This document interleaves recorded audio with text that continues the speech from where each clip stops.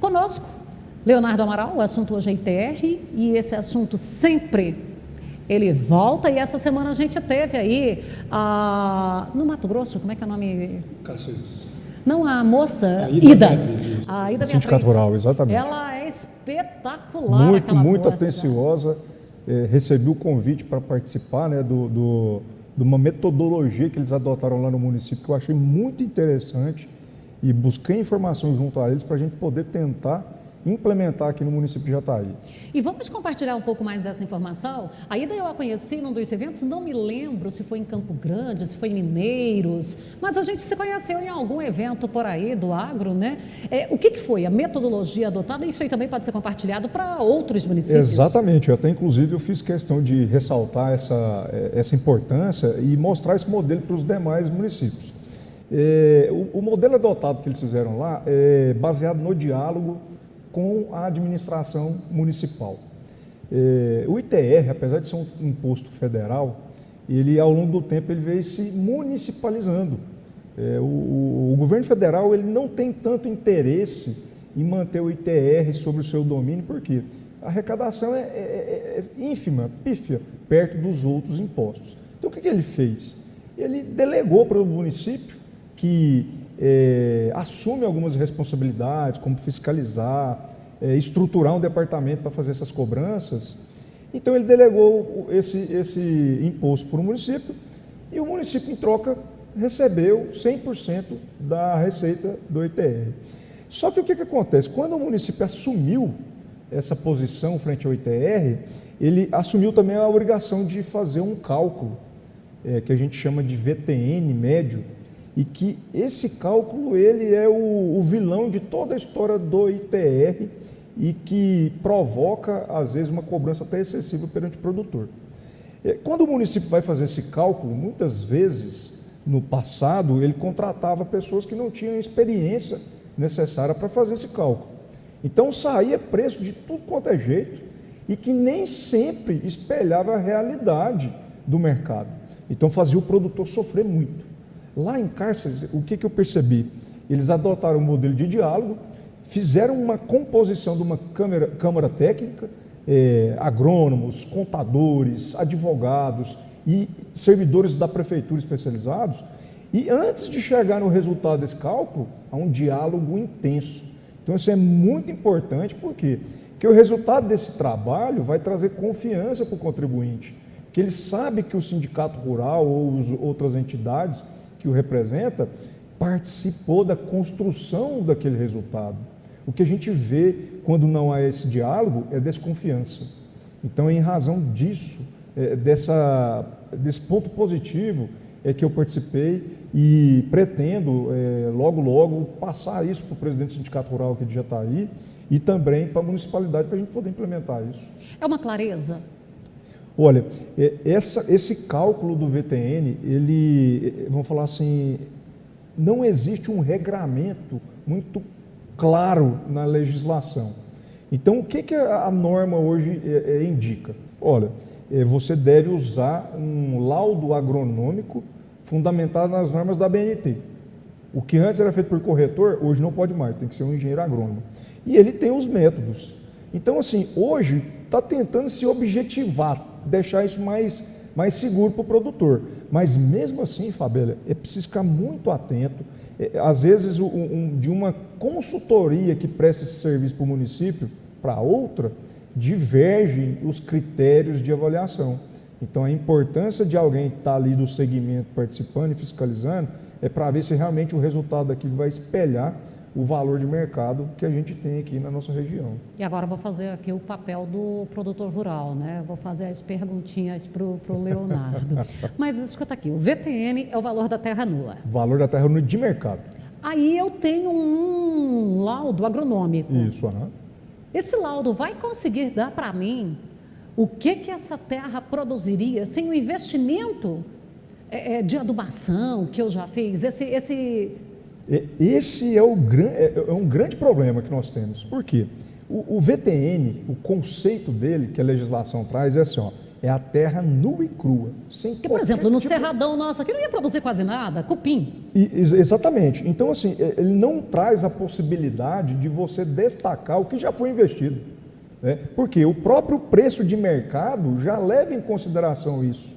E hoje essas terras estão valorizadas. Muito tem anos valorizadas. ainda, 30 anos, de 40 anos. Exatamente. Por que vai se valorizando? É justamente pelo potencial de produtividade que ela tem. Então, essa diferenciação, esse destacamento, é impossível de se fazer, a legislação não traz uma solução. O que ela deixa claro é benfeitorias, os investimentos que você faz lá na terra, isso não pode ser computado. E muitas vezes eu já peguei municípios fazendo essa conta e tentando confundir o preço de VTN, trazendo o preço desses o investimento de solo. Isso, exatamente. E só para a gente poder esclarecer aqui, você falando que o produtor sofre, né, porque é uma empresa em céu aberto e submetida a condições climáticas que a gente não consegue controlar. Por isso que o legislador trata o produtor na questão tributária de uma maneira mais favorável. A tributação do ITR leva isso em consideração. Só que nós percebemos uma movimentação de autoridades políticas no Brasil no sentido de falar que o produtor está sendo muito beneficiado. E a bola da vez agora é o ITR. Eles estão querendo fazer o quê? Que o VTN não seja mais só o valor da terra nua. Ele quer computar o VTN, trazendo também as benfeitorias e os investimentos. Como se fosse um IPTU. Exatamente. Esquecendo da finalidade do ITR, que é constitucional, que é o quê? Não de arrecadar dinheiro para o poder público, mas é de estimular o proprietário a usar aquela terra de uma forma mais eficiente, de uma forma que se adeque à função da sociedade. Então, que é aquela função social da terra, produzir alimento. O ITR é assim, quanto mais eu produzo, a minha propriedade for produtiva, menos ITR eu vou pagar. Então eles estão esquecendo disso. E para eu produzir mais, eu tenho que investir mais. Isso, e aí na verdade o que eles estão fazendo é o quê? Pensando só na arrecadação e vai tornar um IPTU rural, vamos falar assim. Temos que ficar atento. Então, a discussão ela ainda vai, a queda de braço ainda é longa. Isso, um instituto, eu esqueci o nome, um instituto muito importante que vem liderando o debate de reforma tributária no Brasil, descobriu o ITR e falou assim, não, aqui nós vamos tentar tirar a diferença que o poder público está precisando hoje. Então, o objetivo é aliviar o caixa. Aliviar o caixa, aumentar a base de cálculo do ITR, fazendo com que esses municípios passem a ter uma arrecadação maior.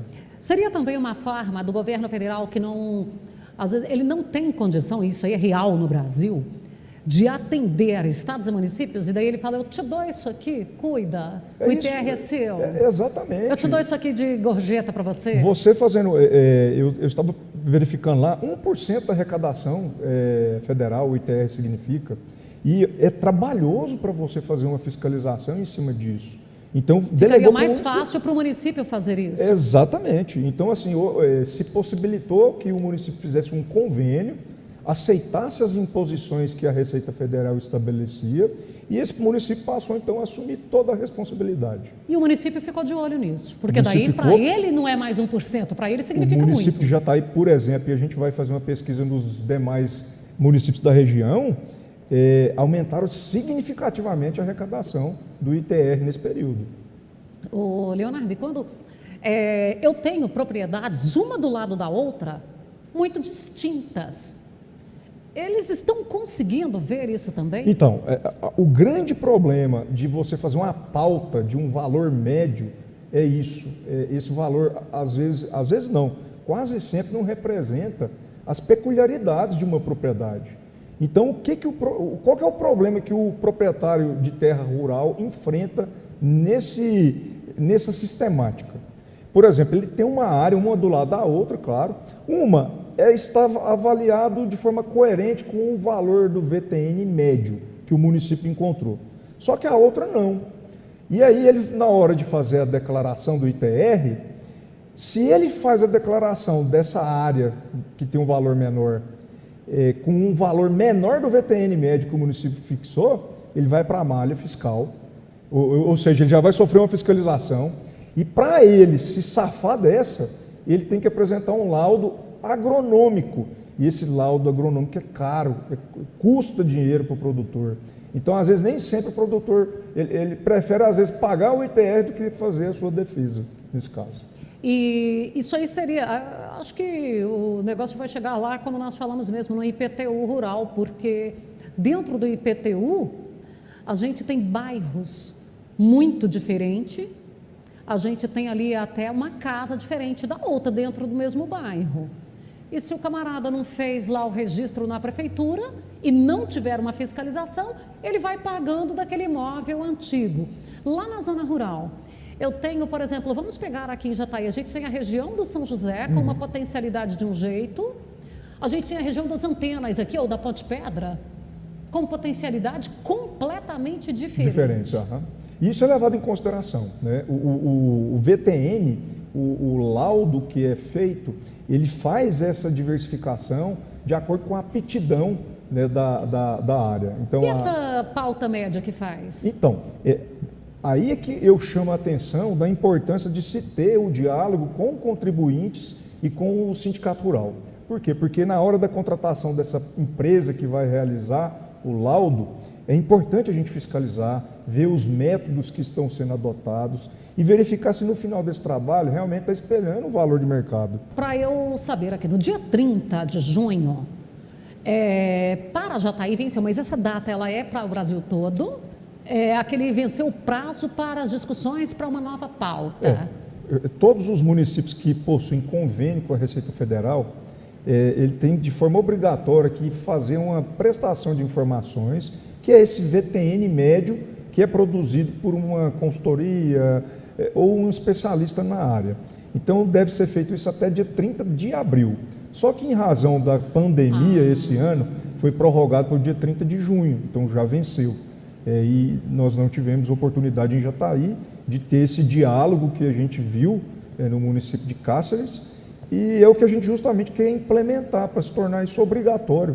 Essa Câmara Técnica seria independente da vontade de qualquer gestor, porque é de relevância, é importante você ter a representatividade ali do contribuinte para dialogar com a administração. E é bom também para a administração, porque ela não vai ter desgaste de ficar todo ano, porque gera um desgaste. E eu acho que é o mínimo que o poder público pode fazer com o produtor, que dá tanta, vamos falar assim, produz riqueza, mantém uma economia no Brasil, por exemplo, crescendo. Então, o que a gente pode fazer é ouvi-lo, ter esse respeito, ter esse diálogo. E isso passa credibilidade para o próprio gestor, como você falou. Agora, a gente não teve isso em Jataí. Não, nós não tivemos. E qual que é a tendência agora? O que acontece? Então, Fabíola, lembrando do que ocorreu o ano passado, com uma atuação do Sindicato Rural muito, mas muito brilhante, acredito que isso vai se repetir. Nós teremos aí, então, a formação de uma comissão formada muito trabalho para o Fabinho. O Fabinho, o doutor Fábio é um excelente negociador, foi de uma habilidade muito grande. O Antônio também, contador, a gente tem que fazer justiça e lembrar dele que é uma pessoa que entende muito. Aqui, para mim, é um dos caras que mais entende de ITR e tributação do produtor rural. Então, assim, a composição dessa comissão foi capaz, sobre a liderança do presidente do Sindicato Rural, o Vitor, de convencer o prefeito de que aquele valor que estava sendo fixado era um valor irreal, que não espelhava realmente o que o produtor tinha condição de arcar. E é o que a gente espera daqui para frente, porque em agosto, se não for alterado o prazo, começa o prazo para fazer as declarações do ITR. E vence em 30 de setembro? 30 de setembro. Então, assim, a regra geral é essa. Se tiver alguma alteração pela Receita... Ela virá ainda, mas a regra é essa. A regra é essa, até dia 30 de setembro. E como nesse caso não houve essa alteração, não houve essa informação, repete a do último ano, aquela que foi acordada, ou automaticamente ficaria uma pauta como aquela que o produtor entendeu como irreal? Então... o que acontece é o seguinte, como venceu o prazo no dia 30, essa pauta ela ainda não foi publicada, ela vai ser publicada por meio de um decreto. Agora, pensando bem, município em crise, arrecadação caindo, crise econômica no mundo inteiro, E a gente pergunta, será que o gestor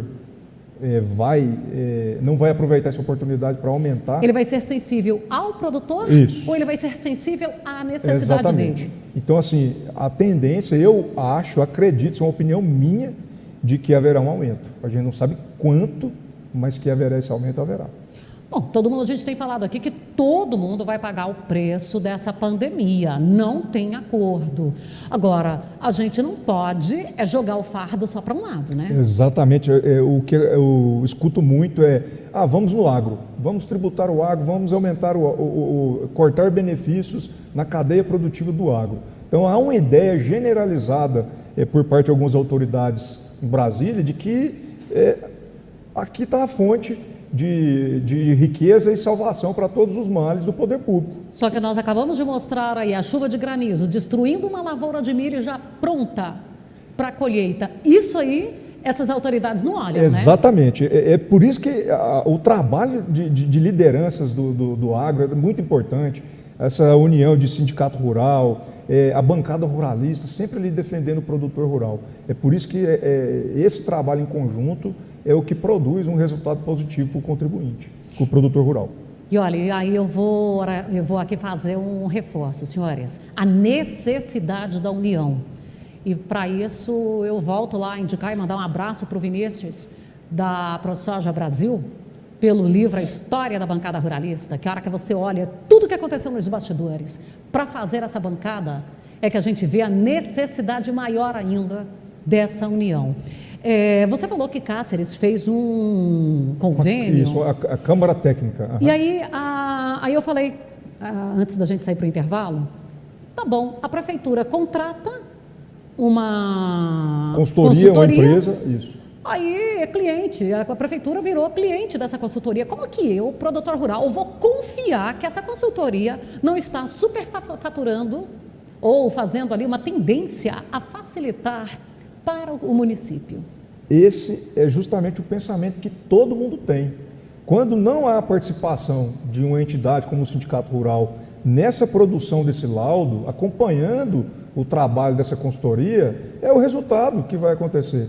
Então, é por isso que a Câmara Técnica lá do município de Cáceres, ela é um modelo que vai trazer paz tanto para o executivo quanto para o contribuinte, porque vai ser um produto fruto de trabalho de todos. A fiscalização vai ser desse trabalho da consultoria, vai ser feita tanto pela prefeitura como pelo sindicato. E a gente não pode tapar o olho e falar assim, não, a consultoria não vai, às vezes, acatar o que o secretário da Fazenda ou o prefeito está pedindo. É claro, porque a ABNT, ao estabelecer um regramento da forma como se faz essa avaliação do imóvel, ela tem uma margem de discricionariedade ali para o agrônomo vir e dar uma aumentada, uma puxadinha nesse valor. Então é por isso que a gente precisa estar em cima e acredito que no próximo ano aqui para Jataí, a gente vai estar com essa Câmara Técnica funcionando. E você falou também de umas parcerias com a Universidade Federal? Isso, muito importante, eu observei lá também. Ao invés de você contratar uma empresa, você faz um convênio com a universidade, no caso aqui a UFJ, que tem o curso de agronomia, e esses profissionais ali poderão desenvolver esse trabalho com um custo muito menor para a municipalidade do que às vezes ela iria pagar para uma empresa privada. E aqui ainda acaba que o dinheiro fica no município, né? Porque eu estou investindo em profissionais aqui mesmo. E você está assim, além de você estar fazendo um auxílio social ali, também para os profissionais, você tem a normativa, a burocracia para se contratar uma universidade federal é muito menor do que para você contratar uma empresa privada. A regra de licitação facilita muito essa contratação. E vamos colocar aqui na realidade de Jataí, a gente tem a Universidade Federal aqui. Naturalmente, eu entendo que os profissionais, ou boa parte desses profissionais, já tem um conhecimento, inclusive do município, Isso. de saber assim, aquela região dali produz gado, aquela região dali, igual a gente tem produção de uva aqui com Chaca, a gente tem tem a produção de milho, de feijão, de áreas irrigadas, tem produção de algodão. Já esses profissionais aqui já acabam tendo, porque lá dentro da universidade, às vezes vamos colocar ali os estagiários, que às vezes pode ser até filho de produtor, ele já tem um conhecimento maior. Olha, esse conhecimento do contexto é de suma importância. Acho que isso vai facilitar muito e vai espelhar realmente a realidade de mercado que a gente vive. Então, assim, são vários pontos positivos para que o município adote esse modelo e contrate a universidade, dialogue com o contribuinte, que faça um diálogo com o sindicato rural, que eu tenho certeza, o diálogo é a solução, né, para tudo, né, e principalmente uma questão de tributação.